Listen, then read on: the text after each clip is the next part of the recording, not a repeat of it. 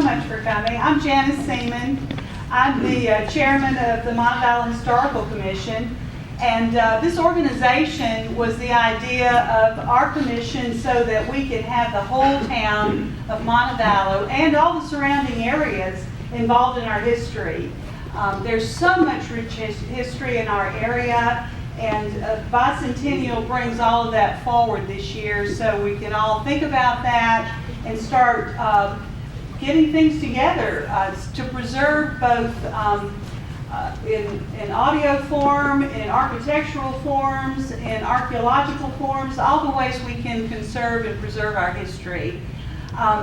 We are so lucky to have so many people involved in our organization that have such deep roots in Montevallo and such deep roots in history. Our president, Jim Day, I know almost all of you know Jim. He grew up here in Montevallo. We know Jimmy and Joey Day. And Jim is, of course, on faculty here at the university. He is also the chair of the Alabama Historical Commission.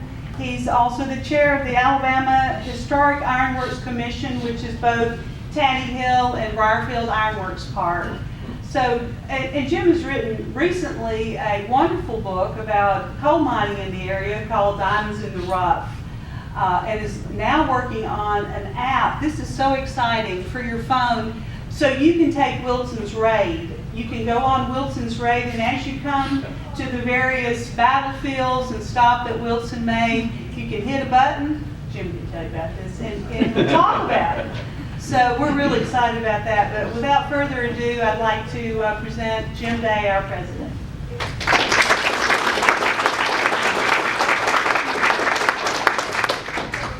Thank you, Janice, and I have to congratulate you. It's a real challenge for her and Kirk and Debbie to call me Jim instead of Jimmy. Just one of those things, but anyway, it's even harder for me to call Joe instead of Joey. But anyway, thank you all for being here. Most of you I know. It's good to see familiar faces. And if I didn't get to say hi on the way in, please see me afterwards. We'll have some time to see each other today. I'd like to recognize the organizing committee. If you've seen the newsletter, you've seen some of our faces on the picture. As Janice said, I am serving as president. She called me and asked me to serve as the founding president. I said, okay, good. As soon as we can get it founded, we'll be good. Clay Norton is our vice president, and he's done a nice job of bringing kind of journalistic and photographic talents to us. Norma McMillan, professor of English emeritus from the university, is our secretary, and Janice is serving as treasurer. Other folks are here who are members of the organizing committee. I don't think Kenny Dukes is here, but Marty Evers is here. If y'all will just kind of raise your hand as I call you. Bill and May Glawson, Susan Godwin, Mike Mahan was instrumental in our early meetings. John McCulley, not sure is here. Melinda Nix, probably made you a name tag on the way in. Debbie Pendleton, working on membership.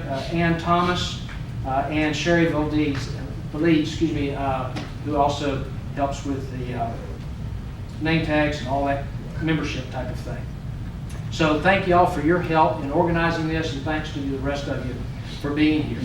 Our mission statement, if you've noted in the newsletter, is to promote, support, and affect the presentation of Montevallo's history that includes buildings, documents, and artifacts. And I actually was looking at some of the notes as we were developing that, and we listed probably a half a dozen or things that we were interested in, and so at one point we just said things related to Montevallo. So if it relates to Montevallo, we're interested in it.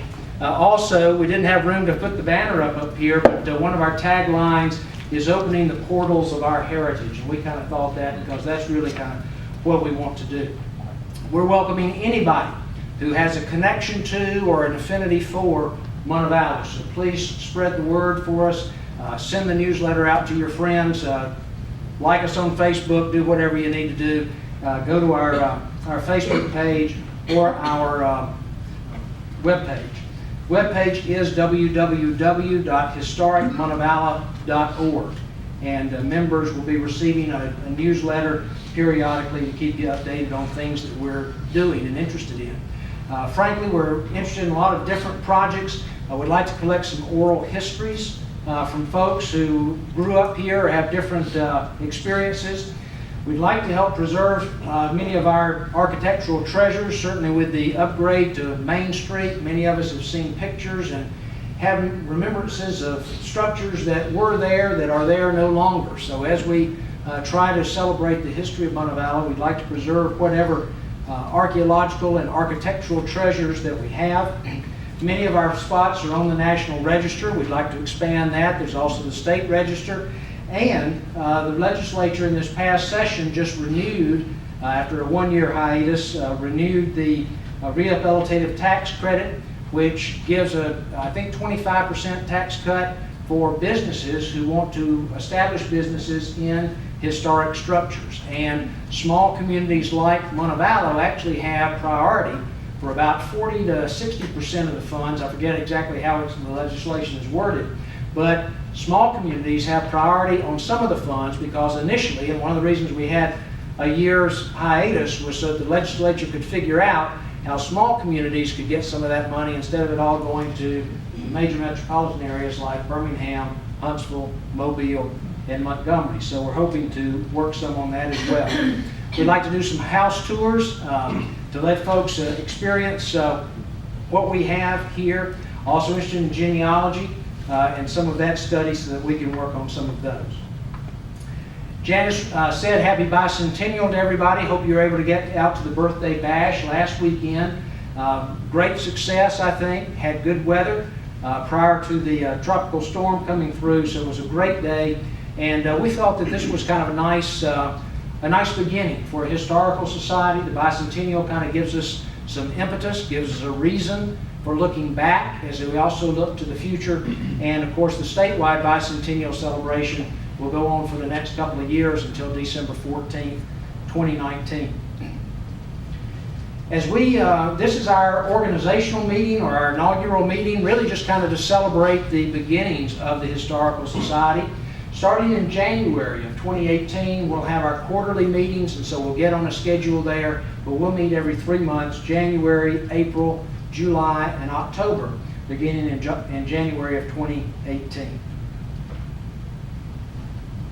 It's now my privilege to introduce our speaker today, John Sledge. John, it's nice for you to come back up from Mobile to be with us. John has just released a new book, These Rugged Days, Alabama in the Civil War. And a few of those chapters deal with Montevallo and specifics that happened here. In the flyleaf, it identifies John as the senior historical historian for the Mobile Historic Development Commission and also a member of the National Book Critics Circle. You may be familiar with some of his previous books. I know he not only has These Rugged Days out here, but also his book on the Mobile River, which is a fascinating account of various folks and events along that river. And he has joined us today from Fairhope. Before I call him up here, though, I would say that John and I first met each other in kindergarten.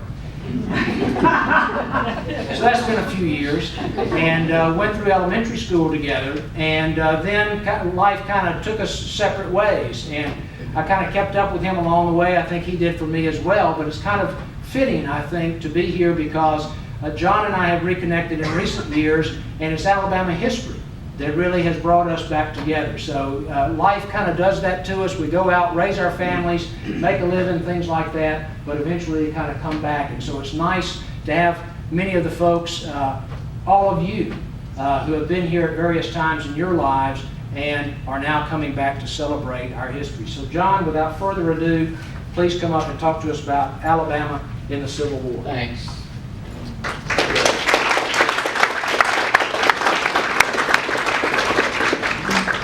Well, you got a hell of a president, that's for sure. And I too am having trouble adjusting to Jim.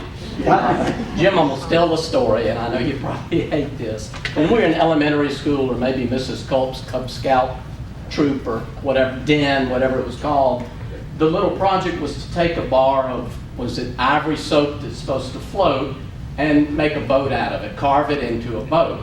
And I had a lot of trouble with that assignment. I think I went through a 6-pack of soap bars, and the end result looked like a cake that had collapsed in the oven. It was pretty sad. And Jim's looked like a clipper ship. I mean, it's just beautifully done. It just perfect. And then when I heard that you got accepted to West Point, I thought, well, nobody more qualified than I knew. And so it's wonderful to see you back at the university and giving your talents there. And this is fantastic what you all are doing. It's really my compliments on getting this many folks out. Aren't the Rams playing this afternoon or something? That's impressive that you would come out and brave the heat. And so thank you for that, and God love you for what you're doing. It's good work, and it's really wonderful to see. I want to be like Wilson's Raiders here, perhaps Forrest threadbare ragamuffins, and keep this lean and moving. So Lena, my daughter, if it starts to drag, if you'll kind of give me the high sign, I'll get this going. You were talking about the state bicentennial. As part of the official celebrations, I met with Jay Lamar a couple of years ago, and she said she really wanted books to be part of the endeavor. And I said, well, I would love to write just a 1-volume overview of the Civil War in Alabama. There are tons of books about the war in Alabama, but usually specific aspects of it. I wanted to write something really about the shooting war, which I felt had been underappreciated here, and also do it in a general way. So that it wasn't that the 19th Ohio went there and the 3rd Alabama went there. I don't think the average reader cares about that or can keep it straight. We just kind of wanted to know what happened. And so this is the image. It's a painting by a guy named Don Stivers from about 20 years ago or so. And I generally prefer to use contemporary art, that is, contemporary to the period I'm writing about, but there's not a lot of color imagery of Civil War Alabama, and what little there is has been pretty heavily utilized. But I felt that this painting conveyed what I wanted to do, which was the sense of action and desperate hurry, and also it's an Alabama scene. It shows Wilson charging the breastworks at Selma, the Battle of Selma. I want to talk about some of the people that really inspired my understanding of history and helped me become a historian. This is my grandmother on my father's side, Mary Frank Sledge. We called her Gran. And this photograph was taken about 1935 in Mobile. She was a physician's wife there. And Gran was a marvelous storyteller. She lived in Georgia Cottage. This is where my father was born. And, or not born, but lived much of his childhood. It's an antebellum home on Spring Hill Avenue, if any of you know Mobile. And it was the home of Augusta Evans Wilson. That's her photograph below right. She was a prominent woman of letters in 19th century America. She was the first American woman to make more than $100,000 from her writing. Her first novel was called At the Mercy of Tiberius, I think. I forget. But she wrote one called St. Elmo, which was a huge hit after the Civil War. Yeah, they named a cigar after it, a steamboat, a town. St. Elmo was the hero. And then during the war, she wrote Macaria, or the Altars of Sacrifice, which was essentially a hymn to Southern women to sort of buck up. You've suffered a lot. Many of the men are gone, but you can persevere and have a meaningful life. And in fact, copies printed in the South were printed on wallpaper in some cases because there was a shortage of paper. And the wonderful thing about Georgia Cottage was those rooms just breathed history. And Gran was such a fabulous storyteller. She just really could make all of this come alive. Everything had a story. Sometimes it was true, sometimes not. It didn't matter. It was all in the delivery. I never will forget, I was really interested in the Alamo, and she gave me a little brass thing and said that it was a powder flask from the Alamo. And I went and showed it to Dad, and I was so excited. And he said, hell, that's a GI oil can, like I had it. Anyway, this will establish my bona fides as far as long-running interest in history. This was a little picture I did in chalk of the CSS Alabama in about 1968, so about 50 years ago. And the thought that was half a century ago gives me considerable pause. Gran would take me to historic sites around the Bay Area. This is Blakely, across on the eastern shore of Mobile Bay, site of really one of the last big battles of the war, the largest infantry assault in Alabama. and these beautiful live oak shaded streets, their earthworks and remains of the town. It breathed and lived history. And Gran was, though a great talker, had also been a great listener. So she had known people who'd been at Blakely, who had been enslaved during the war. And she had listened, she didn't roll her eyes at, oh, here goes Pax with his old stories again. And she was able to pass on that immediacy and these colorful personalities in a very real way. The other figure in this duo was my aunt, Octavia Wynn, also on my father's side. We called her Tay-Tay for short. Here she is at the Selma Times-Journal in 1957, the year I was born, with her glue pot. That's back when cut and paste was literally that at the newspaper. She was a society columnist there 4 decades, from like 1915 all the way up to the 70s. After she passed, we went down to her house in Selma and went through all of her effects. And because she was a child of the Depression, she had not thrown anything away. So what that meant was, when you found a shoebox full of oil change receipts from the 1960s, you couldn't just throw it away, because at the bottom there might be a $20 gold piece. And in fact, in one such box, we found a letter to Tay-Tay from Zelda Fitzgerald, apologizing for her drunken behavior at some social function. From the depths of my polluted soul, Zelda. Now framed as it should be. So she was truly amazing, a great storyteller, a docent at Sturdivant Hall. And Tay-Tay's great subject was Wilson's Raid. She had talked to people who had been part of it and involved in it and had known about it. She, of course, didn't know the commanders. This is Wilson on the left, Forrest on the right. Wilson was one of the youngest generals to wear the blue. He was 26 at the time of the raid, but like most men who had seen active service in all weathers, he had the hardened features that you would expect comes with that. Forrest was a bit older. He was 44. And already a legend for having bested better armed and larger forces in the field. I never will forget the occasion, and Mom certainly remembers it, when Tay-Tay came up to visit us from Selma in Montevallo, and then we took her back the 50 miles home. And as Mom said, the minute we got in the car, it was a non-stop account from door to door. And by the way, my sainted mother is here in the back on the right. If any of you know her or get a chance to say hello and thanks for putting up with me, I would appreciate that. But so as we're going over the viaduct, I guess, here, Tay-Tay points to 2 magnolia trees and said that Wilson had tied his horse there when he came to Montevallo, and they sorted out where to send the different detachments. And Dad, being a little bit skeptical about such things, well, those would have just been saplings in 1865, not likely to hold the spirit of gelding. But it didn't matter. Again, it was about the delivery and the immediacy. And then as we get south of town, south of Wilton, we hit those railroad tracks that parallel you all the way down to Selma. That was the old Alabama and Tennessee River Railroad. Now, so you got these gleaming rails on your left with the chert rocks, and then here's Tay-Tay telling the story of Forrest's ordnance train, which had come up from Selma and then backed all the way with the Confederates as they retreated before Wilson. Turned out she had known the young man who had been the engineer on that train. He was only 18 years old at the time. In fact, he had written a memoir called 50 Years on the Rail and had lived in Selma, so undoubtedly she interviewed him and got his stories of desperately backing this locomotive ahead of the raiders. So again, it was just for a 10 or 12-year-old kid, this was great stuff. And then we would stop at Ebenezer Baptist Church, or Stanton, Alabama, about the midway point. There was a little gas station there. You get moon pies and RC, cold drinks as Dad called them.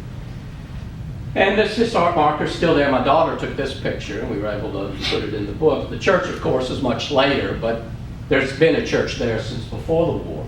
And there Forrest tried to rally what small force he had and stave off the raiders, and of course he failed, and they were sent running again. But Tay-Tay knew all of that story. 12 Union troopers had died in that little scuffle and been buried in a cemetery behind this church, and that's since been marked. But I recall, even as a child, being fairly moved by that. Here these 12 young men in the full vigor of life, in the middle of God-forsaken nowhere, even in 1865, and it's still that way. And, nobody could probably visit their grave or really know of their sacrifice amid the greater conflagration that was engulfing the nation. And then when we got to Selma, we always had to stop at Sturtevant Hall. Here we see a photograph from the 30s showing the spiral staircase that goes up into the cupola. And so Tay-Tay and I would go up there, and you could look out sort of over the town and down on the treetops and the well-tended yards and gardens. And so Tay-Tay would replace that sort of suburban idyll with this I shouldn't use words I can't pronounce. Apocalyptic vision of smoke and dust and bouncing wagons and running soldiers and bayonets, as she sort of described how the Parkman family stood up here and watched the battle and then watched the retreat, and then the house was engulfed by the Yankee Raiders and they came stomping inside and so forth. So I sort of really begin the book with this homage to Tay-Tay and what sort of learning and hearing about history at her knee was like, and then how that inspired me to go on and write some of these stories. And of course, my understanding of the Civil War has been further deepened and balanced by my own reading and so forth over the years, but I'll really never forget the sound of their voices conveying those stories. That was a great privilege to me, and I'm so pleased to have had that honor. So anyway, obviously we start with secession and in 1861. This is Arena Howell Davis on the left, who was President Davis's wife. And when she arrived in Montgomery, she really, as you can imagine, livened up the social scene. On the right, we see, this is taken from a well-known photograph, the actual inauguration of Jefferson Davis. And then we look at the war really all over the state, but initially in both the extreme north and the extreme south. The first shots, as near as I can tell, in anger, fired in Alabama, occurred over Mobile Bay, as you might expect. The Union had established a blockade in May of '61. They didn't really know how it was going to work practically until June, and here we see this on the left. The vessel that's heeled over there is the Amstel. It's was a British cotton bark that had tried to get into Mobile Bay right before the blockade took effect and load up with some cotton and then run out. Unfortunately, she ran aground. And so while she's sitting there, a schooner comes down from Mobile named the Aid, and her crew starts to salvage what's on the Amstel, which coming into the bay is mostly building materials, including a beautiful brass bell from Troy, New York. And at this point, the Union decides, well, let's start enforcing the blockade. So they send the Vernon, the ship under steam, and they go and they send some men in small boats to cut out or take over the Amstel and the schooner, and they sent the crew hostage to Fort Morgan and let them go, and then confiscated the ships. And so that was really the beginning of the blockade in Alabama waters. And in the right, the war comes to Alabama very early as well. By February of '62, after the fall of Forts Henry and Donelson, the Yankee Navy is able to come up the Tennessee River. Remember, the Tennessee loops through North Alabama and then perversely flows north into the Ohio River and then into the Mississippi and down to the Gulf. So these timber-clads, as the Union soldiers call these vessels, could come up the Tennessee all the way to Florence. Then they couldn't get any farther because of Muscle Shoals. But it just sent shockwaves all the way to Richmond when the Southerners realized the Yankee presence had penetrated this far into the South. The troops called the timber-clads bandboxes, which is a fairly apt name as well. They wouldn't be much use against artillery, but they were perfectly adequate against musket fire. That planking was about 5 inches thick. So they came in and they occupied Florence, and a lot of people who had pro-Union feeling came out and welcomed them. And there was this great hope within the Union, certainly on Lincoln's part, that there would be a lot of support for the Union in the northern parts of Alabama, and that they could appeal to that and shorten the war. We talk about the various cavalry raids, Straight's raid perhaps being one of the most famous. This is Abel Strait. He was in Indiana, and he decided that he could do a raid through North Alabama, go to Rome, Georgia, and cut off the railroad that was supplying Bragg up in Chattanooga. And during the course of that raid, the Union general over him decided that he couldn't spare the horses and that Strait would have to take mules. So it became known, obviously, as the Jackass Brigade. Most of the men were infantrymen. They didn't know anything about horses or mules, and they couldn't ride them. The mules weren't broken. So for 3 days, while the Union soldiers were trying to learn how to ride the mules go running off with them on what the troops called a sheep gallop. Then the mule would stop and put its forelegs down in the sand, and the soldier would go like an arrow from a bow, clear over the head of the mule, and with some sore ribs as a result. So the result of having the Jackass Brigade sort of meander through North Alabama at not a very fast clip was that a blind, half-deaf man could have followed this thing from 3 miles away. On the right, you see a statue of the heroine, at least the southern heroine of that episode, Emma Sansom. She was a 16-year-old farm girl, a place called Black Creek Ford in northeast Alabama, and Straight's being chased by General Forrest the whole way.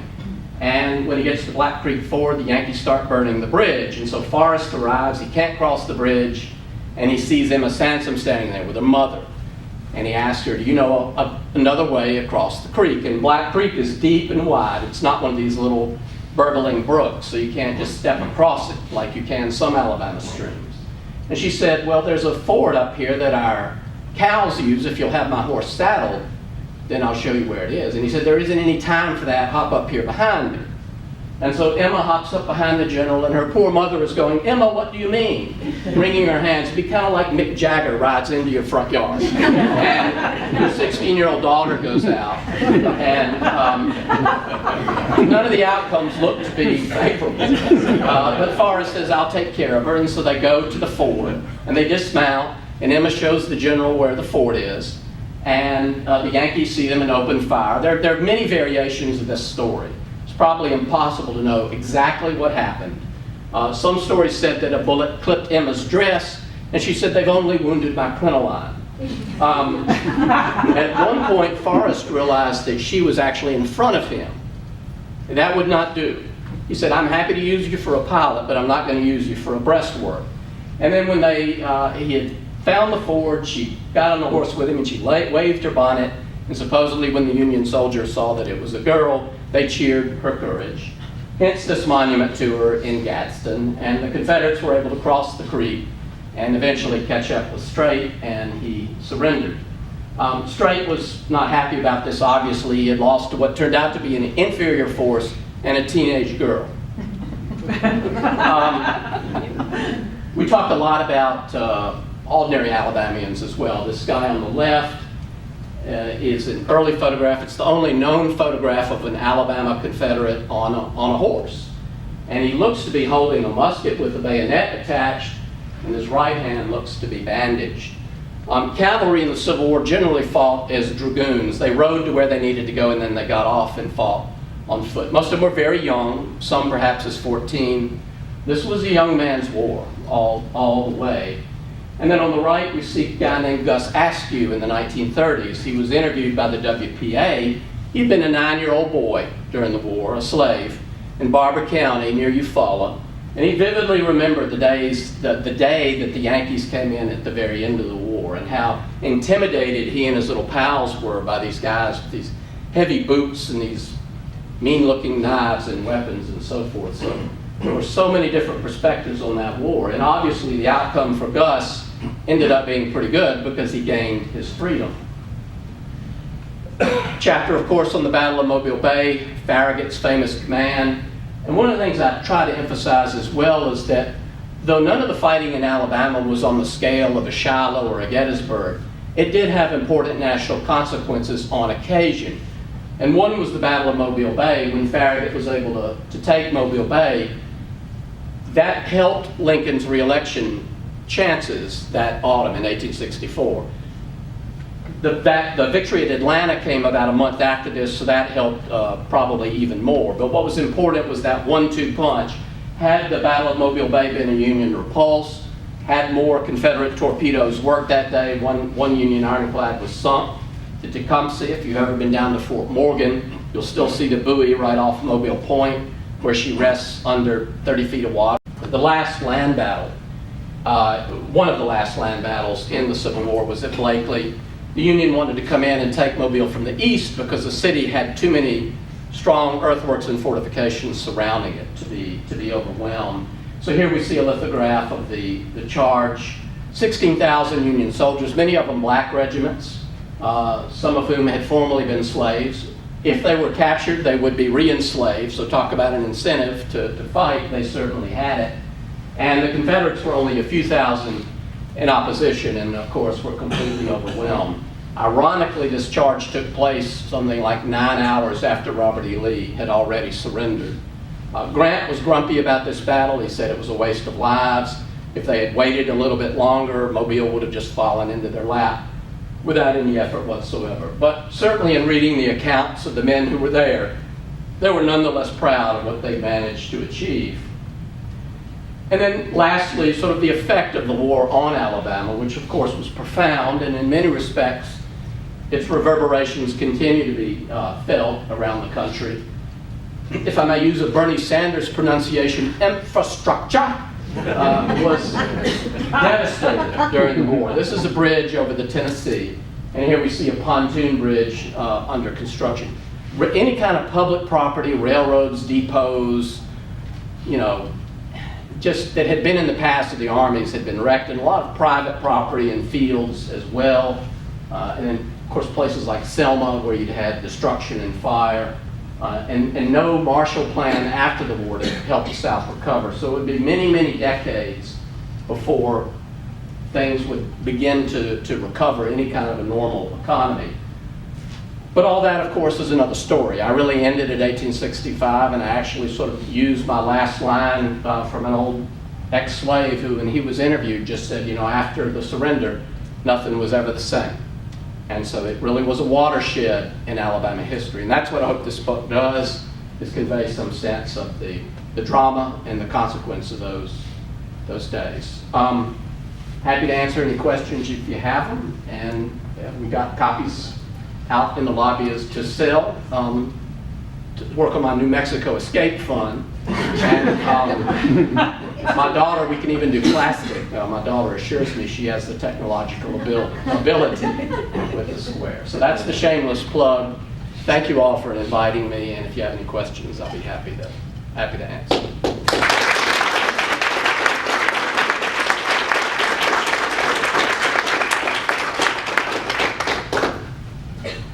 John, I have a question. The photo, Jim and his pony off to the ward, were you able to figure out who Jim is at all? Because it's the Montevallo connection? Is there a Montevallo connection? Yeah, it's on the photograph. It's got Really? Montevallo. I assume that's why you used it. Well, you expect me to do my research.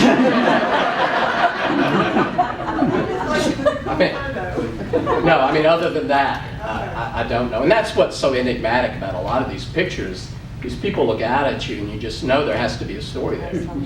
And, you know, you can't recover it. I never will forget once finding an old photo album, an old Victorian album, and there was a picture of a little boy and his mother. He was like 8, and she was, you know, in full Victorian regalia. It was probably 1870s.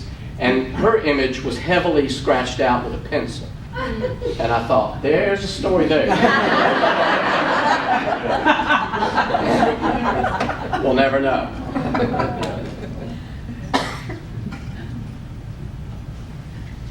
All right, any more? John, Mobile is a place that has a lot of monuments, and monuments are in the news lately.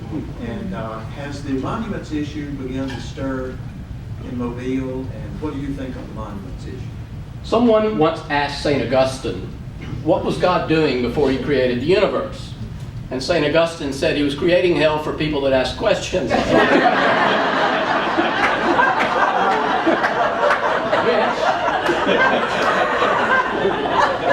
is an awfully glib and disrespectful way to answer Professor Doug Rogers, who was likewise a great influence on me in his world history class and giving such a tactile sense of the past. And it really, talking about atlatls, I mean, he had made teepees and done all of this stuff and really brought primitive living and native life alive for me in a way that no one else did. So to more directly answer your question, it has become an issue in Mobile. Anonymous on its website a few weeks ago called for a rally at the Admiral Sims monument, which dates from about 1901. And not very many people showed up, and there were people on both sides who ended up actually having a dialogue about it, which is really what you want to see. To me, the three real constants on the southern landscape are the Indian mounds, the black churches, and the Confederate monuments. And if you remove any one of those, the South really becomes a much less of a place for me. I mean, we're haunted by history, and much of that history is difficult, but it's still important that we know about it. And I would prefer, just speaking personally, to see some type of contextualization take place so that there's other interpretation there for people rather than simply have them removed. But the monuments were put up for different reasons at different times, so I think it's going to depend on the local situation where you have it. But it's clearly become it's something that a lot of people never thought about, and now it's very much front and center. And I think that's an excellent example of how we're still grappling with the issues of the Civil War and what to do about them. And the founding fathers really didn't do it. Jefferson called slavery a fire bell in the night, and the founders couldn't figure out what to do about it. They kicked the can down the road, and we had the Civil War, and then 100 years later the Civil Rights Movement, and we're still really not at peace with all of that. And I think that's part of the American experiment, and hopefully in our we'll be able to resolve that in a way that allows us to move forward. But there were winners and losers with a lot of history, so taking stock of that is important. Enough said. Thank you all so much. Thank